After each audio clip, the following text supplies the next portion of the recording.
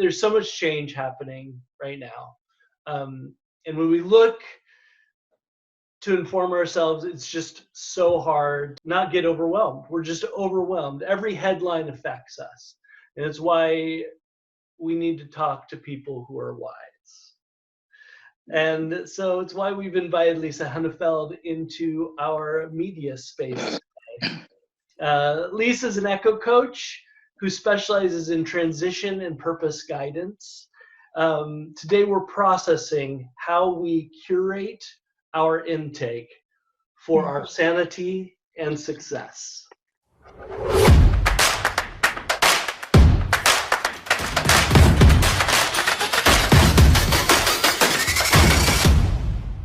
So today we have Lisa Hunefeld.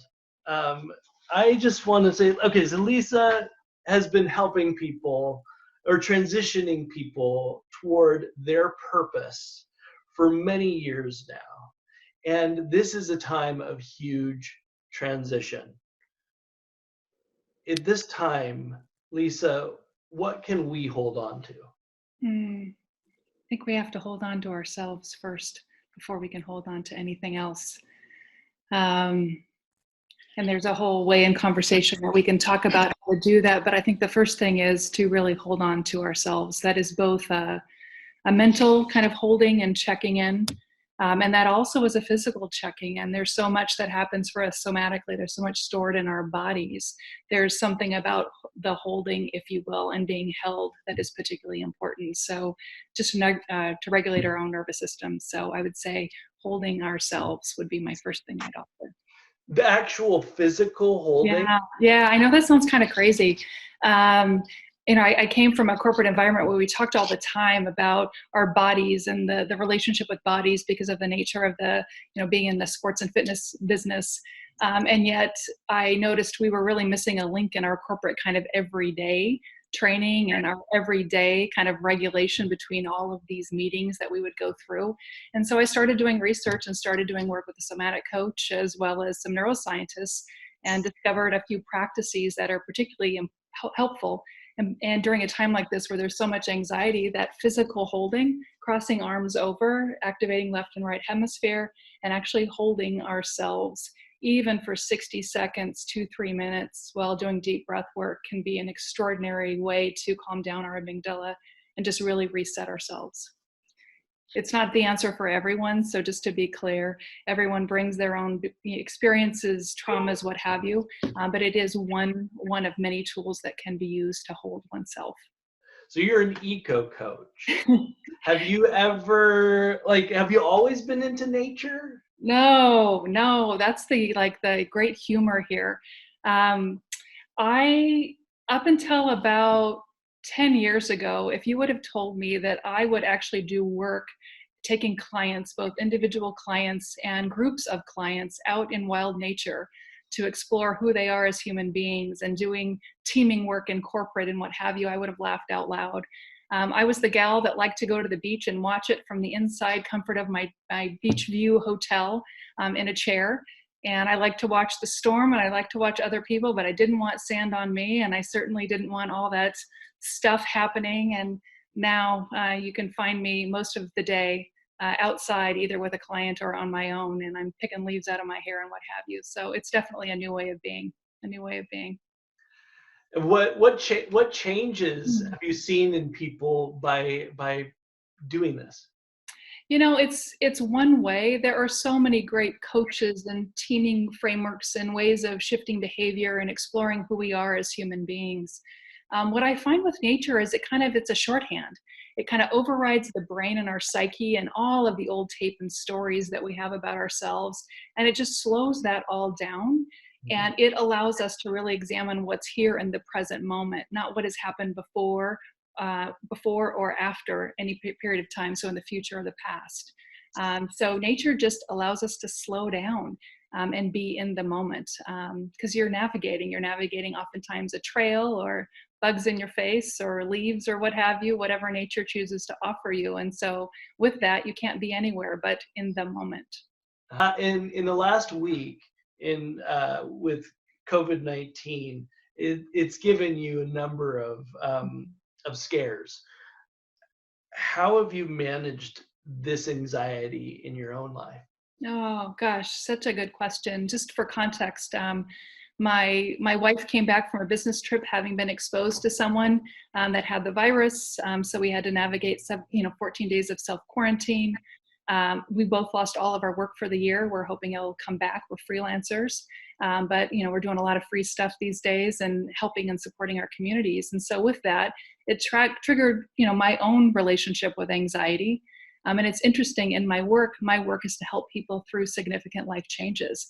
Well, I can't imagine one in my lifetime that has been any more significant than this one. And so what I found for myself is I've just gone back to the root of many of the practices that I have taught and that I've discovered over time, which really are a combination of stillness, like slowing down, if you will, which is so not our usual MO in our modern everyday societies. We're going to work and taking care of family, and we've got community responsibilities, but this time requires a slowing down, if you will, a slowing down so we are aware of where we are. So I'm checking in with myself as I slow down, and I've got a ritual and a practice that I use for that each and every day. Can you share that with us? Yeah, happy Okay. to, happy to. So, the first thing is I need a little structure. My days could be, I'm doing sessions like this, and so every day is a little different, but I need a little bit of structure. So what I've done is I've given myself 4 kind of checkpoints in the day. When I wake up in the morning, a couple of times, one late morning, one kind of a little bit early afternoon, and one before I go to bed. So for me, I've got kind of 4 times a day that I'm just checking in with myself, and I'll describe what that is a little bit.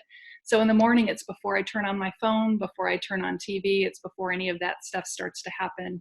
And then what I basically end up doing is I slow down and I start focusing on my breath. I'll take 3 deep breaths and I'll scan myself. And I'm scanning myself in 2 ways. One is I'm scanning myself to see if there's any feelings that are easily accessible. How am I feeling in this time and place right now? As my dog barks, I'm feeling all kinds of things. So I check in and see how I'm feeling. And then the second piece is I check to see if there is a place in my body where that feeling might be stored. For some of us, that might be easier to access than others. It's been a practice of my own. And I even find with everything happening, I've been doing this work for 7 years now, and there are days where I'm just so overwhelmed where I can't. But it's that continuing to go back to it and continuing to check in. Once I've done my check-in and I've found my feeling or found my spot of where it's stored or nothing, then I sit with it. I sit with it to an extent that I can tolerate.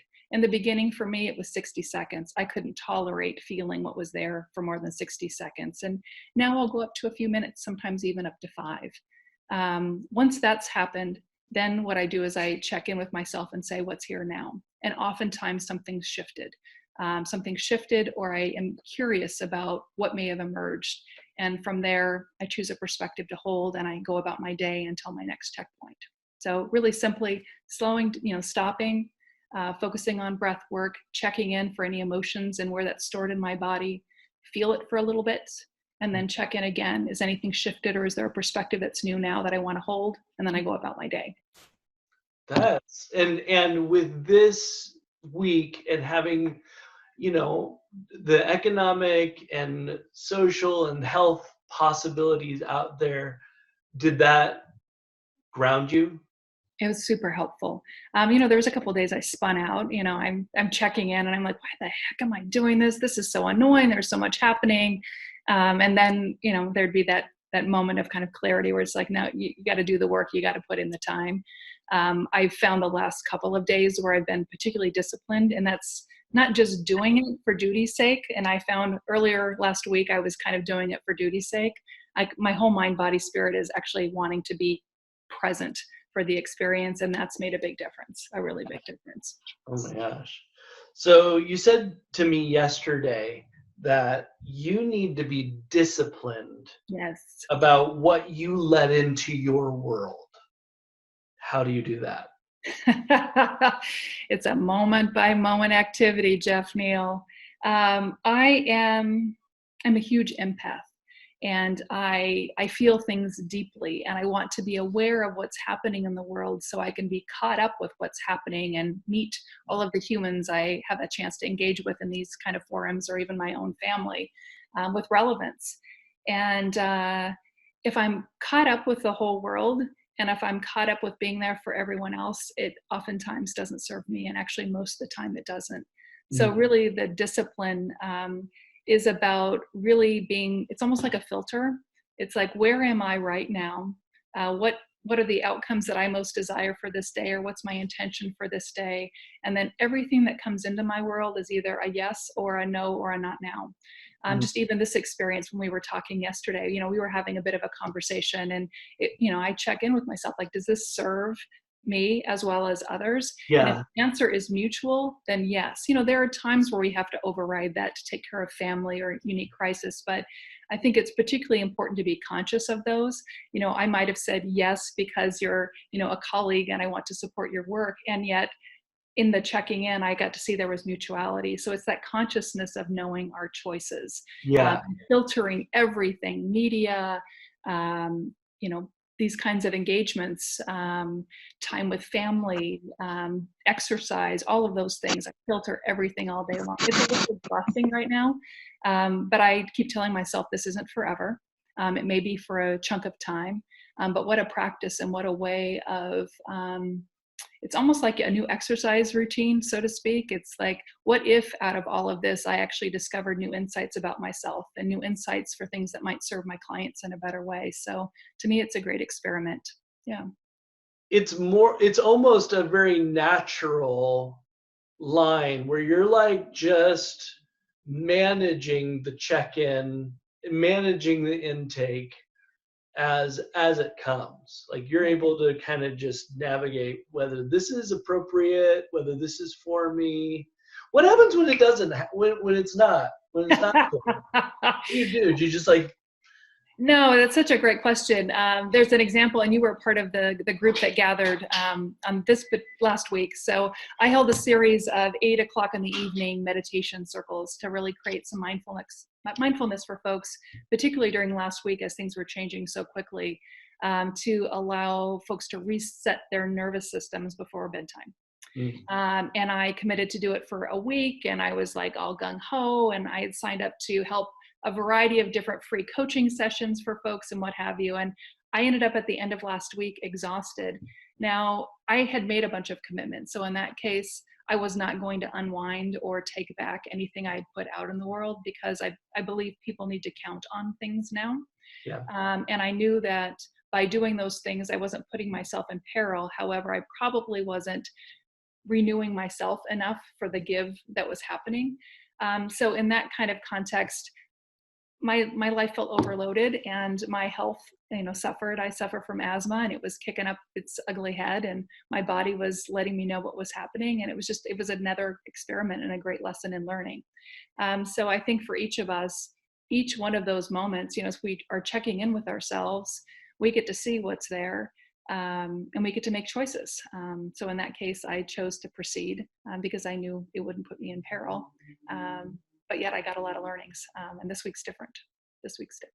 Yeah, so you've like said, having not have that, are you just like, okay, now these are my boundaries, this is myself? Yeah.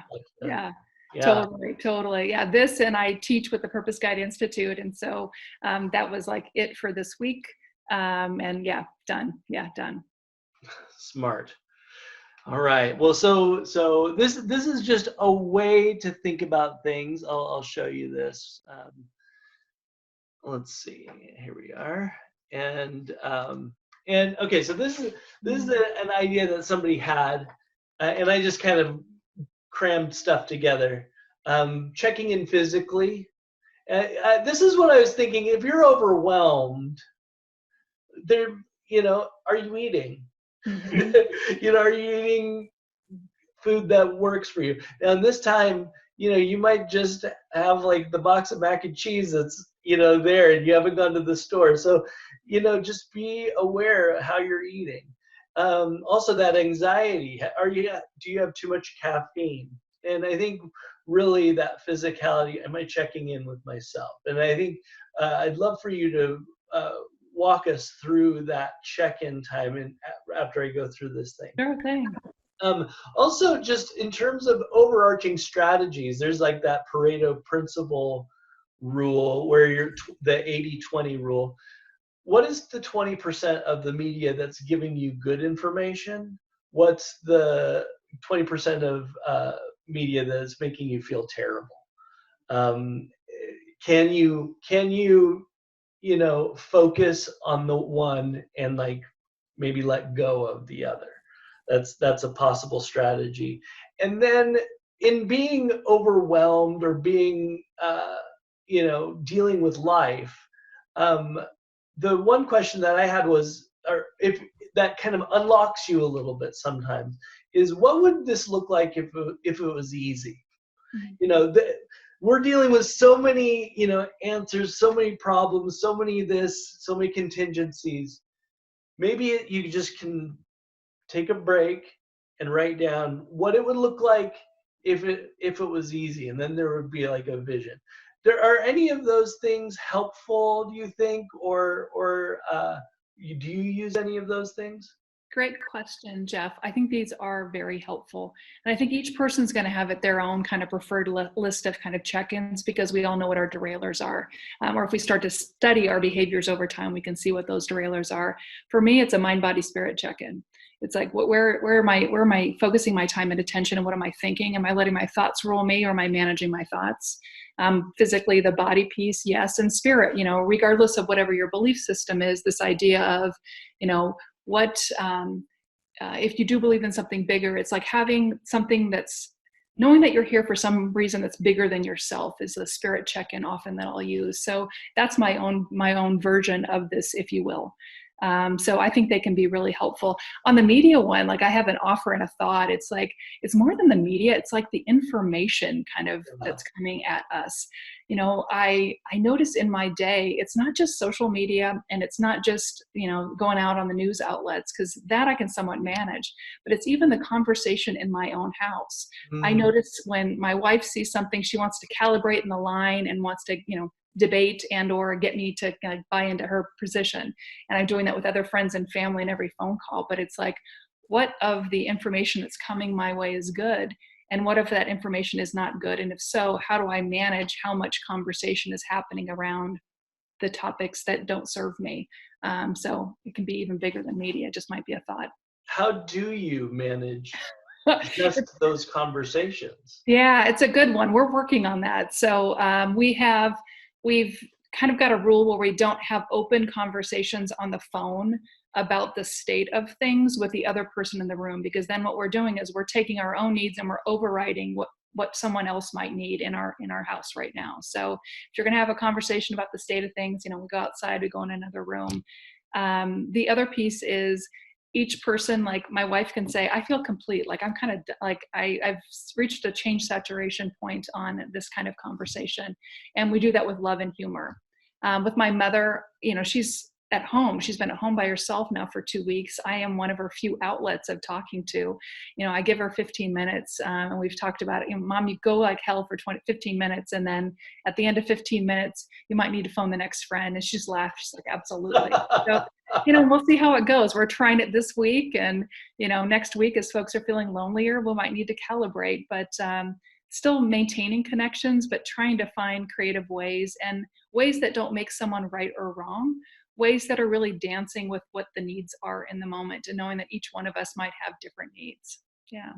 Okay, so if you can lead us through just a check-in period, like Yeah. what we would do.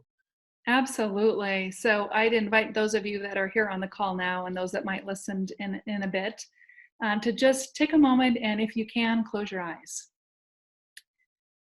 Close your eyes and just take a few deep breaths. Big inhale and big exhale.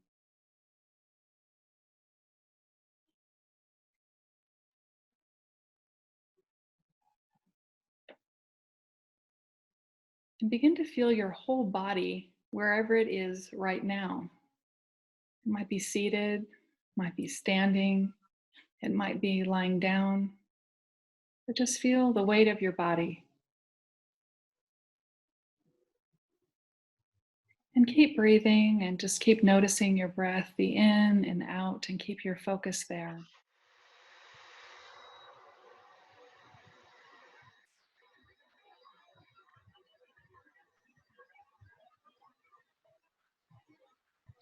And now I'd like to have you do a check-in with yourself. And the way this goes is as follows.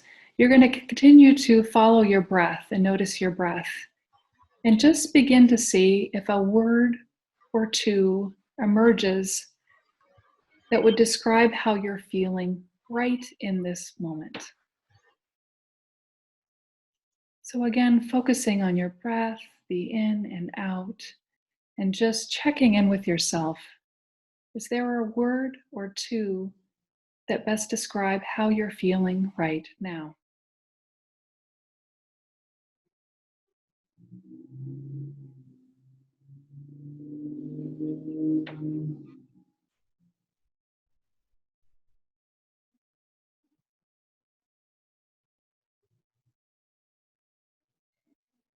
And once you have your word or two, begin to do a bit of a body scan.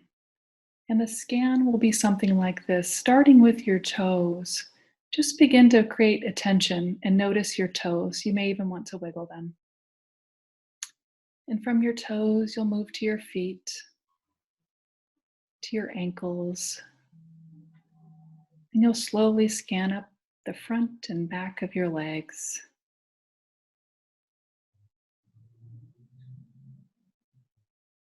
To your hips and abdomen,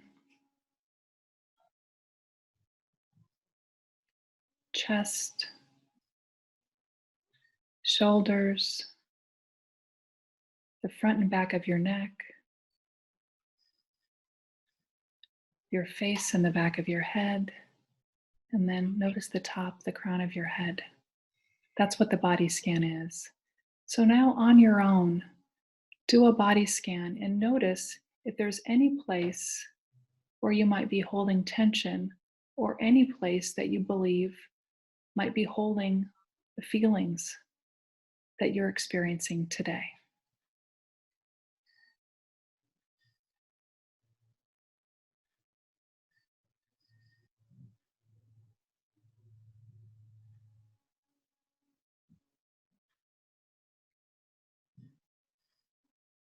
As you're scanning, you may notice something or you may notice nothing, and that's okay too. If you notice something, just remember where it was in your body.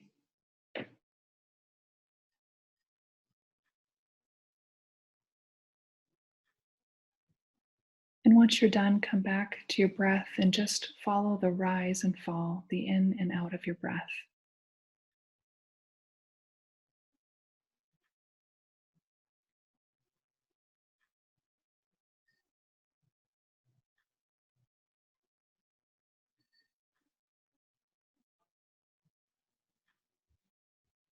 And now take a moment and check in and notice what you're feeling right now.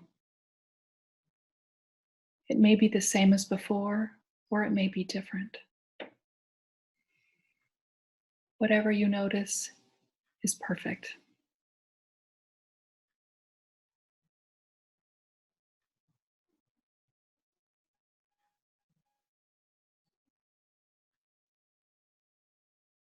And now take a moment, and as you think about returning back to your day, what's the perspective you want to hold from what you've learned in this moment? You've just checked in with yourself. You've noticed what you're feeling or not feeling. You've noticed where that's held in your body or where you haven't been able to access that. Based on what you've learned right now, all of it being exactly as it should be, what perspective do you want to hold until your next check-in?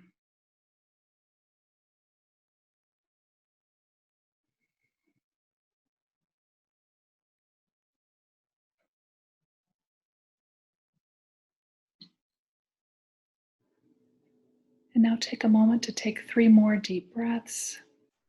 And at the end of your 3rd breath, you can open your eyes and rejoin the group.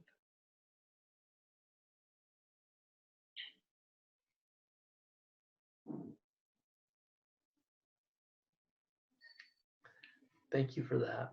Absolutely. All right. There are some people that are by themselves. They're scared, they're lonely, and they're not allowed to connect. What do they do? Such a good question. I am not in this situation, so whatever advice I offer, just know it's offered with a really thoughtful, kind of soft heart about not knowing what that experience would be like right now. The closest I have is, my mother, who's in her early 70s, who lives alone, somewhat distanced from my sister and myself. And then I also have a couple of close friends that are on their own. I would say, whatever ways that feel authentic and feel like you have a tug toward creating community, find those ways. And here's what I mean. It could be a family member. Sometimes that's not always the ideal in these kind of environments. It could be a friend. It could be a former colleague. It could be even just, if you're able to like stand outside your door and make eye contact with someone, that's leaving their home and giving a wave. Find ways to have community in whatever way. So that could be virtual, it could be a phone call, or it could be a physical wave. We had a thing here in our neighborhood. I've got a lot of seniors. I live in a little beach town, and about 70% of the population is over 60, and many live alone. And so we had a thing where just at 5 o'clock, everybody went to the bottom of the driveway, a drink in hand, and we just waved, and we called out the names of the people that were on their own so they would have their names heard. So there's all kinds of creative ways that you can either create for yourself, or there may even be things that are happening in your neighborhood. If you go onto like a Nextdoor, or you follow, your local grocer, or kind of local kind of volunteer organizations that are really checking out for those that are on their own. So those are just a few suggestions. And I know there are likely others to offer, but those are what comes to mind right now. Thank you so much, Lisa. Yeah. I really appreciate it. And we will be in connection. Okay, sounds good. Thanks, Jeff Right. Neal. Have a great one. You're welcome. Bye-bye. Bye.